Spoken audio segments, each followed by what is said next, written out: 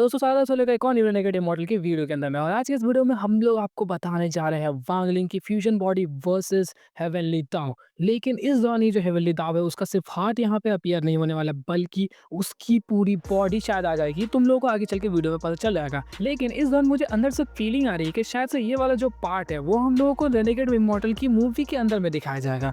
In fact अगर नहीं हुआ तो ये हम लोग को 2 एपिसोड्स बाद नजर आएगा, मतलब ऑलमोस्ट 2 हफ्ते बाद। जिस वजह से मैं इस मूवी का नाम पर अभी एक्सप्लेन कर रहा हूँ, चला तो तुम लोग चलाते जाना 2 हफ्ते बाद तक के लिए।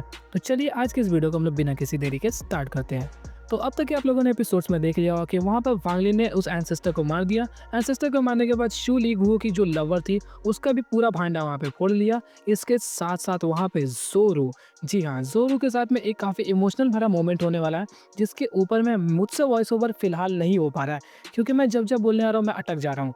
तो शायद से हो सके तो मैं इस वीडियो के बाद ट्राई करूँगा कि उस पे जैसे तैसे करके ज़ोर डालूँ और उसे क्रिएट करके अपलोड कर दूँ। उसके बाद ही हम लोग को मोमेंट दिखाया जाएगा जब यहाँ पर ज़ोरू पूरी तरीके से 19 साल की हो चुकी होगी और अब फाइनली उसकी जो लास्ट मंथ चल रही है, मतलब 19 साल होने में 1 महीना चल रहा है बाकी है अभी। तो उस महीने के दौरान वो काफ़ी ज़्यादा लेज़ी, काफ़ी ज़्यादा वीक और शांत हो चुकी थी। अब ज़ोरू पूरी तरीके से 19 साल की हो चुकी थी और उसके 19 साल होने में सिर्फ और सिर्फ 1 महीने बचे हुए थे। इस 1 महीना का जैसे ही एंड होने वाला था और जैसे ही वो लास्ट दिन आता है, उसी दिन वहाँ पर काफ़ी तेज़ काले बादल वहाँ पे फिर से मंडराना स्टार्ट हो जाते हैं।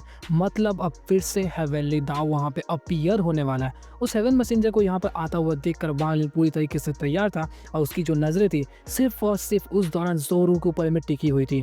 जैसे ही वो हेवनली दाव की आइज़ वहाँ पे अपीयर होती है और वो बड़ा सा हाथ फिर से ज़ोरू की तरफ में बढ़ने वाला था, तभी वहाँ पे वांग लिन काफ़ी तेज़ी से एक छलांग लगाता है और उसके सामने अपीयर हो जाता है और फिर अपने हाथ को उसकी तरफ में पॉइंट करता हुआ वहाँ पे चिल्लाता है, चले जाओ यहाँ से। इसके बाद ही उसका जो डोमेन था वहाँ पे एक्टिवेट हुआ और उसकी मदद से वो जो हेवनली दाव का हैंड है वो फिर से उस क्लाउड्स के अंदर में बाउंस बैक हो गया। इसी दौरान यहाँ पे फिर काफ़ी भारी ब्लैक ऐश होता है, जिस वजह से वांग लिन भी हल्का सा वहाँ पर हर्ट हुआ। और इसी दौरान वहाँ पर वांग लिन काफ़ी तेज़ी से एक बार और चिल्लाता है और वहाँ पर धरती फाड़ कर एक और कल्टीवेटर बाहर आया, जो कि कोई और नहीं बल्कि हम लोग का एंशिएंट गॉड बॉडी था। एंशिएंट गॉड बॉडी के वहाँ पर अपीयर होते ही वो जो हैंड था वो अभी भी पीछे की तरफ जा ही रहा था और एंशिएंट गॉड बॉडी इतनी तेज़ी से निकलता है कि वो बाहर निकलते ही फिर से एक पंच मारता है उसी हैंड के ऊपर में। और जैसे ही वो पंच और वो हाथ टकराते हैं वहाँ पर फिर से काफ़ी तेज़ कोलिशन हुआ और आसपास के सभी चीज़ें डैमेज होने लगी। इसके बाद ही वहाँ पर वांग लिन फिर से चिल्लाता है कि इस बार भी तुम ली मुआन की नेशन सोल को नहीं ले जा पाओगे। और इसी दौरान उस हेवनली दाव के अंदर में कुछ चेंजेस आते हैं और उसके अंदर से इस बार फिर से वो हाथ बाहर आता है, लेकिन वो इस बार एक नहीं था बल्कि वहाँ पे 2-2 हो चुका था। मानो ऐसा लग रहा था जैसे वो यहाँ पे पूरी तैयारी से आया कि उसे इस बार वांग लिन को पूरी तरीके से हरा देना है। इसके बाद ही जैसे ही वो दोनों के दोनों हाथ वहाँ पे अपीयर होते हैं तो एक हाथ वांग लिन के अवतार की तरफ में बढ़ा और दूसरा हाथ एंशिएंट गॉड बॉडी की तरफ में। जैसे ही एंशिएंट गॉड बॉडी की तरफ में वो हाथ वहाँ पे बढ़ने लगता है तो वो एंशिएंट गॉड बॉडी काफ़ी तेज़ी से चिल्लाता है और उसके पीछे 100 फीट बड़ा एक और जायंट क्रिएट हो गया, जिसने एक पंच मारा फिर से उस हाथ को और वो हाथ फिर से पीछे की तरफ बाउंस बैक हो गया। लेकिन इस दौरान उस हाथ को बिल्कुल भी डैमेज नहीं होता। यहाँ बात करें दूसरे हाथ की, जो कि वांग लिन के अवतार की तरफ यानी कि वांग लिन की तरफ बढ़ रहा था, तो वहाँ पर वांग लिन भी काफ़ी तेज़ी से चिल्लाता है और उसने एक्टिवेट किया अपने डोमेन को और यहाँ पर वो बड़े बड़े स्कूल्स वहाँ पे फिर से अपीयर हो जाते हैं, जिसने उस हाथ को वहाँ पे पूरी तरीके से रोक के रख दिया। इन दोनों कोलिशन की वजह से यहाँ पे काफ़ी तेज़ वहाँ पे रिपल्स क्रिएट होने लगे, जिस वजह से आसपास के माउंटेन्स तक डैमेज होने लगे। इस दौरान जैसे ही वो दोनों हाथ वापस की तरफ चले गए तो उन बादलों के बीच से 2 बड़े बड़े आँख अपीयर हुए और वो सिर्फ आँख नहीं था बल्कि इस दौरान उसके साथ में पूरा एक चेहरा वहाँ पे अपीयर होता है, जो कि काफ़ी ज़्यादा भयानक नज़र आ रहा था। उस चेहरे के अंदर से वो कुछ बोलने का ट्राई करता है और जैसे ही उसने अपना मुंह खोला तो उसके मुंह के अंदर से काफ़ी सारी ब्लैक गैस वहाँ पे अपीयर हुई और वो ब्लैक गैस जैसे वहाँ पे निकला उसने एक व्हील को वहाँ पे क्रिएट कर दिया। वो व्हील लिटरली इतना ज़्यादा पावरफुल था कि आसपास के सभी सराउंडिंग्स को वो डैमेज करने लगता है। कई सारे स्पेशल रिफ्ट्स और क्रैक्स वहाँ पे अपीयर होने लगे और उसका सेंटर कोई और नहीं बल्कि वांग लिन था। इसी दौरान वांग लिन के पास में कोई और ऑप्शन नहीं बचा और वो जैसे ही देखता है कि उसके सामने इतना भयानक चेहरा अपीयर हुआ है जिसका कोई भी इमोशन नहीं है, तो वो वहाँ पर एक ही स्टेप को उठाता है, जो कि था फ्यूजन। उसी दौरान वांग लिन की एंशिएंट गॉड बॉडी और वांग लिन ने फ्यूजन कर लिया। लेकिन वांग लिन इतना ज़्यादा चमका धमका देता है खुद को और उसने वहाँ पे फ्यूजन भी कर लिया लेकिन वो जो बड़ा-सा जायंट था वो उसकी तरफ देखता तक नहीं है। उसकी जो नज़रें थी वो सिर्फ़ और सिर्फ़ ज़ोरू की तरफ में गड़ी हुई, तो वो उसी तरफ में बढ़ भी रहा था। लेकिन तभी उसका वो जो व्हील था वो वहाँ पे काफ़ी तेज़ी से स्पिन होने लगता है और मानो उसके अंदर से इतनी ज़्यादा ऑरा रिलीज़ होने लगी कि उसने वहाँ पे एक डोम टाइप का ट्रैप को क्रिएट कर दिया। वो ट्रैप जो था वो किसी और के लिए नहीं बल्कि वांग लिन के लिए था। वांग लिन जैसे ही उसके अंदर में फँस जाता है तो उसकी बॉडी के अंदर इतनी हिम्मत नहीं थी कि वो खुद को हिला सके। अब सोच लो कि वो कितना पावरफुल ट्रैप था। उसके अंदर में वो जो पावर्स अपीयर हो रही थी वो कितनी ज़्यादा टेरिफाइंग थी कि वांग लिन खुद की एक छोटी उँगली तक को वहाँ पे नहीं हिला पा रहा। मतलब उसकी जो फिज़िकल बॉडी है वो वहीं अटक गई। इसके बाद उस जायंट ने जैसे ही यहाँ पे वांग लिन को वहाँ पे पूरी तरीके से फँसा दिया तो उसकी जो हाथ थी वो काफ़ी तेज़ी से ज़ोरू की तरफ में बढ़ने लगती है। इस मोमेंट को देखकर वहाँ पे वांग लिन कुछ भी समझ नहीं पाता। वो वहाँ पे काफ़ी तेज़ी से चिल्लाता है नहीं, और उसे इस मोमेंट को देखकर मानो ऐसा लग रहा था कि 19 सालों तक उसने जो कड़ी मशक्कत की ली मुवान की सोल को बचाने के लिए, अब वो एक ही झटके में गायब हो सकती है। इस बार वांग लिन की जो फिजिकल बॉडी है वो वहाँ पे पूरी तरीके से ट्रैप तो हो चुकी है, लेकिन उसका जो डोमेन है यानी कि उसकी जो ओरिजिन सोल है वो अभी भी वहाँ पे रिलीज्ड है, जिस वजह से उसका जो डोमेन था वहाँ पे अभी भी एग्जिस्ट करता था। और इसी दौरान उस डोमेन के पीछे में वो जो जायंट हम लोगों को ली वन फंग के फाइट के साथ साथ हम लोगों को एंशिएंट डीमन क्लाइंट के एंसेस्टर के साथ में भी नजर आया, वो जायंट वहाँ पे अपीयर होता है। उसके पीछे से काफ़ी सारी ब्लैक फॉक्स वहाँ पे अपीयर होती है और वो एंशिएंट गॉड बॉडी के साथ में फ्यूज हो जाता है। उसके फ्यूज होते ही वहाँ पे एंशिएंट गॉड बॉडी फ्री हुआ और उसने लिटरली इस दौरान उस हाथ के ऊपर में हमला नहीं किया बल्कि उसे पकड़ के खींच लिया अपनी तरफ। सोच सकते हो हेवेंस मैसेंजर को उसने नीचे की तरफ खींच दिया, उस वॉइड से बाहर निकाल दिया।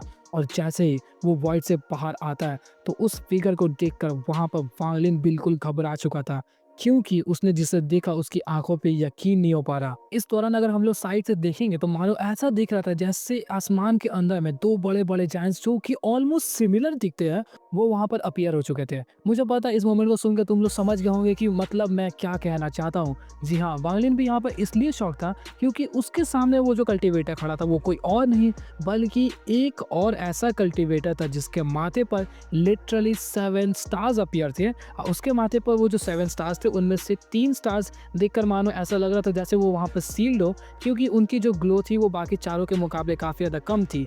जी हाँ, इन सभी स्टार्स, उसके फिगर्स और सभी का वो जो सिमिलर दिखने को देखकर तुम लोग समझ गए हो कि वो एक्चुअली वह कौन है। वो भी एक तरीके का एंशिएंट गॉड है। वांग लिन को अपनी नज़रों के ऊपर में यकीन नहीं हो रहा था कि उसने एक और एंशिएंट गॉड को देख लिया और इस दौरान उसके मुंह से एक ही शब्द निकलता है, क्या यही रीइंकार्नेशन साइकिल है? इस दौरान वहाँ पे वांग लिन बिल्कुल नहीं समझ पाता है कि अगर ये एक रीइंकार्नेशन साइकिल है तो उसे एक एथरियल बीइंग होनी चाहिए, मतलब उसे किसी भी तरीके की मैसेंजर की ज़रूरत नहीं है, वो खुद में ही एक लॉ ऑफ हेवेंस है। तो फिर आखिर उसे मैसेंजर की क्यों ज़रूरत है? और अगर वो मैसेंजर ये है तो एक्चुअली में लॉ ऑफ हेवेंस क्या है? अभी भी वांग लिन यहाँ पे लॉ ऑफ हेवेंस को बिल्कुल भी नहीं समझ पाता। इसी दौरान वो हेवन मैसेंजर जिसे वांग लिन ने पकड़ के नीचे खींच दिया वो अपनी आंखें फाइनली खोलता है, क्योंकि अब तक उसने अपनी पूरी आंखों को नहीं खोला था। उसका आंख बंद था और मुंह बस खुल रहा था, कुछ बोलने का ट्राई कर रहा था। तभी यहाँ पर वो जैसे ही खोलता तो वो भी हल्का सा चौंका, लेकिन वो वहाँ पे कुछ बोलता नहीं बल्कि एक बार अपना हाथ हिलाता है और एक बूम, इस बूम के साथ ही लिटरली 5000 किलोमीटर के रेडियस के अंदर में जो भी चीजें थी पूरी तरीके से तबाह हो गई। इनफैक्ट जमीन के नीचे काफी बड़ा गड्ढा हो गया, सिर्फ एक जगह को छोड़ गई जहाँ पर ज़ोरू की बॉडी पड़ी हुई थी या फिर गिरी हुई थी। उस जगह को छोड़ के बाकी सभी जगह गड्ढा हो चुका है। मतलब समझ सकते हो कि वो कितना भयानक मंजर था। मान लो ज़ोरू की बॉडी जो है एक काफ़ी बड़े पिलर के ऊपर में है, उसके आसपास में एक डोम है जो कि गंदा है और वो जो पिलर है वो बिल्कुल उसके सेंटर में था। इसी दौरान ज़ोरू की बॉडी के अंदर से थोड़ी थोड़ी व्हाइट लाइट वहाँ पर अपीयर होती, जो कि ऑफ कोर्स ली मुवान की नेशन सोल थी वहाँ पर। इसके बाद ही वो जो हमला था इतना भयानक था कि वांग लिन की वो जो जायंट बॉडी क्रिएट हुई थी वहाँ पर उस सभी के सभी ब्लैक फॉक्स जो कि उसके डोमेन से निकले थे वो लिटरली कुछ कदम पीछे की तरफ हट चुके थे। और इसी दौरान वहाँ पे वांग लिन को नजर आता है कि नेशन सोल जो कि ली मुवान की वहाँ पर पड़ी हुई है अब वो पूरी तरीके से खत्म होने वाला है, जिस वजह से वांग लिन वहाँ पे खुद को रोक नहीं पाता और खुद को वहाँ पे जल्द से जल्द रिकवर करता है और एक ही झटके में उस एंशिएंट गॉड मैसेंजर के ऊपर में हमला कर देता है। और लिटरली उसने वहाँ पे 3 भारी भरकम पंचेस को बरसा दिए। उसका हर एक पंच इतना ज़्यादा भयानक था कि आसपास के सभी सराउंडिंग्स को इतना ज़्यादा डैमेज करने लगा कि तुम लोग अंदाज़ा भी नहीं लगा सकते, मैं भी नहीं लगा पा रहा हूँ, तुम लोग सोच लो बस। इसके बाद ही वो एंशिएंट गॉड बॉडी जो मैसेंजर वहाँ पे अपीयर हुआ है वो वहाँ पे हल्का सा कंफ्यूज नजर आया। वो सोच नहीं नहीं पाता कि वो कर क्या रहा है। इसी दौरान उसने अपना एक हाथ हिलाया और लिटरली वो इतना ज़्यादा पावरफुल है कि बस उसके हाथ हिलाने से एंशिएंट गॉड बॉडी जो कि वांगलिन की है वो कई कदम फिर पीछे की तरफ हट गई। लेकिन वांगलिन फिलहाल वो बच्चा जो थप्पड़ खाने के बाद भी वापस आ जाए। फिर उसने काफी तेजी से उसके ऊपर में हमला कर दिया, कई सारे पंचेस को बरसाने लगता है और वहां पे हेवेंस मैसेंजर का एंशिएंट गॉड बॉडी पीछे की तरफ फिर से हटने लगा। लेकिन तभी उसने फिर से उसके ऊपर में हमला किया और उसने पहली बार बोला, तुम मेरे क्लैन के नहीं हो। यहाँ पर एक काफ़ी इंटरेस्टिंग चीज़ हुई कि ये जो बात उसने बोला कि तुम मेरे क्लैन के नहीं हो, वहाँ पे इस बारे में हम लोग को रिवील किया गया कि एंशिएंट गॉड की जो लैंग्वेज होती है उसे कोई भी नहीं समझ सकता। लेकिन वांगलिन इकलौता सा कल्टिवेटर है, उसने उसे समझा। क्यों? तुम लोगों को अच्छी तरीके से पता है, क्योंकि उसकी जो ओरिजिनल बॉडी है वो वहाँ पे एंशिएंट गॉड कल्टिवेशन को कर रही है। जिस वजह से लैंग्वेजेस आना आम बात है। तभी वहाँ पे हेवेंस मैसेंजर इस चीज़ को भी बताता है कि तुम मेरे क्लैन के कभी नहीं हो सकते, क्योंकि कभी भी कोई एंशिएंट गॉड खुद का एक डोमेन को क्रिएट नहीं कर पाता। इसके बाद ही वाली इन सभी बातों को सुनता नहीं है, वो बस कहता है, it doesn't matter if I am or not, I won't agree you to taking Lee Mowan's nation soul away. और ऐसा कहते ही उसने उसके ऊपर में फिर से काफ़ी तेज एक पंच बरसा दिया। और जब उसने इस डायलॉग को मारा था वो एक्चुअली में एंशिएंट गॉड बॉडी की लैंग्वेज बोल रहा था, मतलब एंशिएंट गॉड्स की लैंग्वेज को।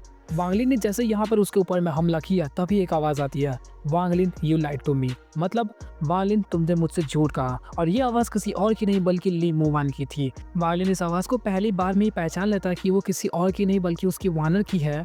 तभी वो वहाँ पर देखता है कि जोरू के बॉडी के आसपास में वो जो व्हाइट लाइट थी काफ़ी तेज़ी से ग्लो होने लगी और उसकी जो व्हाइट लाइट है वो धीरे धीरे करके उसकी बॉडी की तरफ से बाहर आने लगती है। उसके बाहर आते ही वहाँ पे फिर से आवाज़ आता है जहाँ पर ली मोवान कहती है कि वांगलिन, वानर आपको देखना तो चाहती थी लेकिन अब मैं मर चुकी हूँ, मैं जिंदा नहीं हूँ और ये काफ़ी ज़्यादा बेरहमी होगा अगर मैंने खुद की सोल को यहाँ पे जिंदा करने के लिए जोरू की सोल को यहाँ पे डिवोर कर दिया। मैंने इस बच्ची को 19 सालों तक बड़ा होता हुआ देखा है और मैं इसे खुद के बच्चे की तरह देखती हूँ, तो मैं कभी भी ऐसा नहीं कर पाऊंगी। मैं समझ सकती हूँ कि वांगलिन ने काफ़ी ज़्यादा मेहनत की है मुझे बचाने के लिए, लेकिन आपकी वानर इतनी बुद्धू है कि आपकी पूरी मेहनत पर पानी फेर दिया। और ऐसा कहते ही ली मोवान की जो सोल थी वहाँ पे जोरू की सोल से बाहर की तरफ निकलने लगती है। और जैसे ही वो बाहर की तरफ में आ रही थी तो उसके आसपास में वो जो डेथली ऑरा हम लोग को पास्ट के टाइम पे नजर आया था, सेम वही ऑरा फिर से अपीयर होने लगता है। इस दौरान वार्लिन काफ़ी तेज़ी से उसके पास में पहुंच जाता है और उसको फिर से पकड़ लेता है। ये सीन फिर से वो 19 साल पहले वाले सीन को रिपीट करता हुआ नजर आया कि ली मुवान यहाँ पे फिर से मर रही है, वार्लिन उसे अपने गोद में पकड़े हुए है और यहाँ पर ली मुवान अपने आखिरी शब्दों को कहती है कि आप वादा करिए कि आप खुद का काफ़ी अच्छे से ख्याल रखेंगे। और ऐसा कहते ही उसने हाथ वो बढ़ाया ताकि वो वांगलिन के बॉडी टेम्परेचर को फील कर सके, लेकिन जैसे उसका हाथ वांगलिन को टच करता है वो वहाँ पर ट्रांसपेरेंट होना स्टार्ट हो गया। इसी दौरान वो एंशिएंट गॉड का जो मैसेंजर वहाँ पे अपीयर हुआ था वो वांगलिन को देखता और एक ही झटके में उसके पास में पहुंच जाता है और उसने अपने फिर से उस व्हील से उसके ऊपर में हमला करने का ट्राई किया। और इस दौरान उसने वो जो हमला किया था वो कोई नॉर्मल नहीं था, बल्कि उसने एक तरीके का सक्शन फोर्स को क्रिएट किया जो कि ली मुवान के सोल को अपनी तरफ में खींच रहा था। लेकिन वांगलिन यहाँ पे पूरी तरीके से तैयार था। वो वहाँ पे गुस्से में चिल्लाते हुए कहता है, तुम असली लॉ ऑफ इनकारनेशन साइकिल नहीं हो, अगर होते भी तो उससे मुझे फर्क नहीं पड़ता है, मैं तुम्हें ली मुवान के सोल को यहाँ से ले जाने नहीं दूंगा। और ऐसा कहते ही वांगलिन के बॉडी के अंदर से वो जो हेवन डिफाइंग बीट था वो बाहर की तरफ में आता है और उसने ली मुवान के सोल को अपनी तरफ में खींच लिया और फिर पलक झपकते ही वो बीड वापस से वांगलिन के बॉडी के अंदर चला जाता है। इसके जाते ही वो मैसेंजर जो वहाँ पर अपीयर हुआ था वो थोड़ा सा कंफ्यूज वहाँ पे नजर आता है, लेकिन वो वापस से उसी हेवेंस के अंदर में चला जाता है जहाँ से वो आया था। इसके बाद वांगलिन वहाँ पे काफी जोरों शोरों से तेजी से हंसने लगता है और ये हंसी बल्कि उसकी खुशी की नहीं थी बल्कि वो सैडनेस का था। वो वहाँ पे कहता है कि मैंने 2 बार रीइंकार्नेशन साइकिल के खिलाफ लड़ाई लड़ी और मैं दोनों बार जीत गया, लेकिन मैं दोनों बार किस्मत से हार चुका हूँ, इस बार भी और पिछली बार भी। और इसी के साथ आज की इस वीडियो को हम लोग यहीं पे एंड करते हैं, क्योंकि तुम लोगों को पूरा मामला समझ आ चुका है कि अब क्या हो गया क्या नहीं हुआ। So that's all for the video. I hope कि आप लोगों को वीडियो अच्छी लगी होगी। अगर अच्छी लगी है तो प्लीज़ इसके ऊपर मैं 2000 लाइक्स को कर दूँ ताकि हमें पता चले कि हाँ तुम लोगों ने इस वीडियो को पसंद किया है, जिसके बाद हम लोग और भी ज़्यादा मोटिवेटेड फील करेंगे और नेक्स्ट पार्ट्स को थोड़ा टाइम लेके ही अपलोड करेंगे, लेकिन अपलोड करने का ट्राई करेंगे क्योंकि फिलहाल हम लोग शायद से काफ़ी ज़्यादा आगे आ चुके हैं इस सीरीज़ के मुकाबले। So that's all for the video. I hope कि आप लोगों को वीडियो अच्छी लगी होगी। तो मिलता है आपसे एक और इंटरेस्टिंग वीडियो के साथ, तब तक के लिए गुड बाय।